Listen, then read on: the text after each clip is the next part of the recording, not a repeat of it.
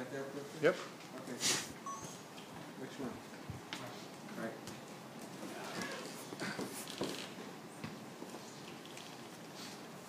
Okay. So, is it down here? Mm-hmm. Is that the exact spot? One more down.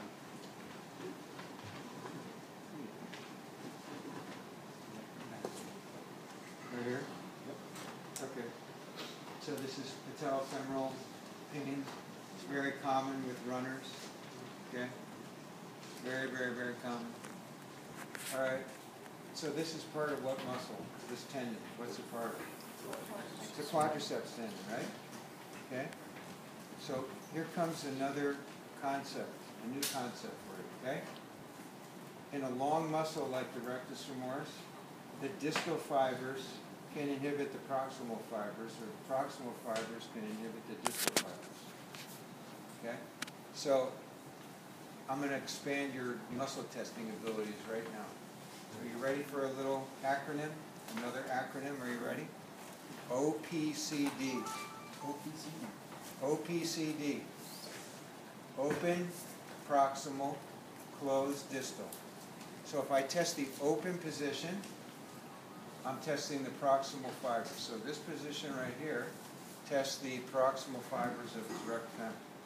If I close it now, I'm testing the distal fibers of his rectum. Okay? So I'm going to start by testing the distal fibers because that's what's bugging him. Put the dysfunction in the system. All right? So meet my pressure. Pretty easy, right? Okay. Now let's test the proximal fibers. All right. Breath in now. Not too good. Okay.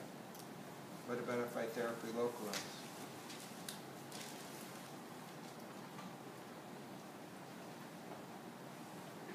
There. Okay. Leg up. Breath in now.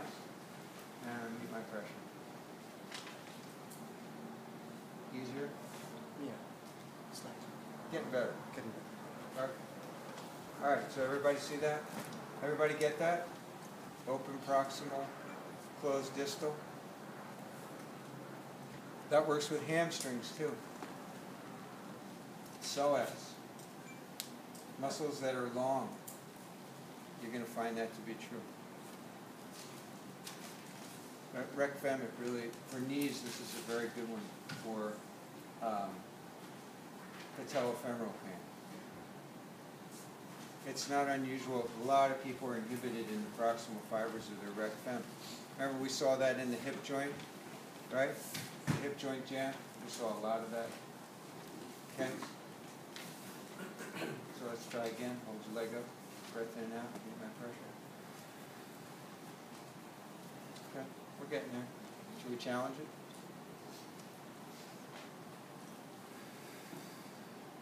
Now in this position here, this is highly leveraged, right? So I'm going to put a lot of pressure, right? And say, fight me. No. No? Can't say that?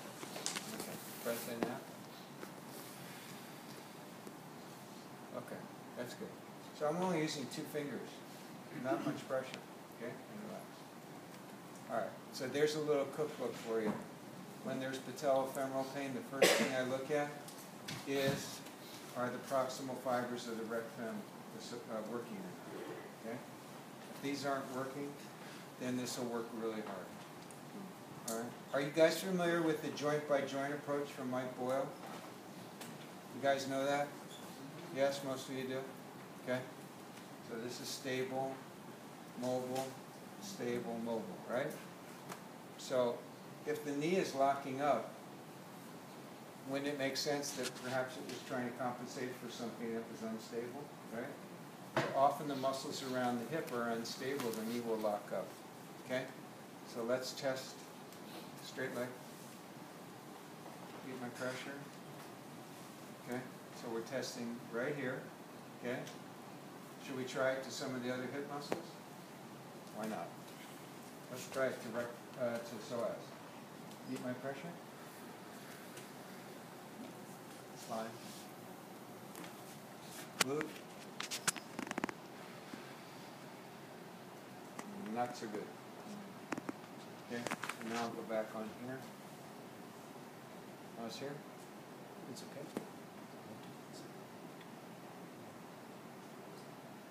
Right there. Okay, meet my pressure here. Okay, so it's proximal, it's inhibiting the proximal rec fem and the glute, or lumbosacral. Why don't we try to TFL while we're at it, okay? Meet my pressure.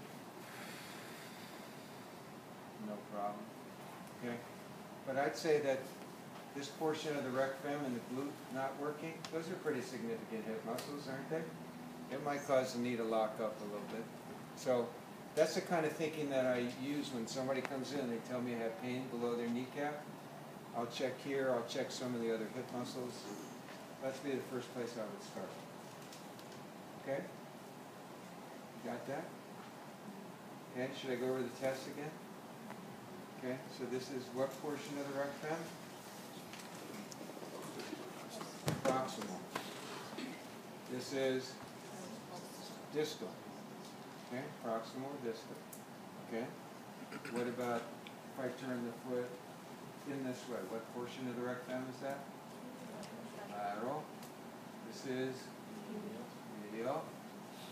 And the popliteus, I have to do what? Slightly bend the knee. Turn the foot in. Have them press the foot against the forearm first, and then heel to butt. All right, got that? Yes, yes, yes? Okay. So we covered the telefemoral part, right? We looked a little bit at Hanukkah's medial meniscus, okay? I talked about the drifting of the knee, the kneecap, right? Between the medial muscles and the lateral muscles, all right? You can check for that on your client, on your partners. What else do we do? We check the popliteus for the quads. That's a very common relationship, popliteus to quads and hip flexors. Okay? Go ahead and find some new people to work with. New people.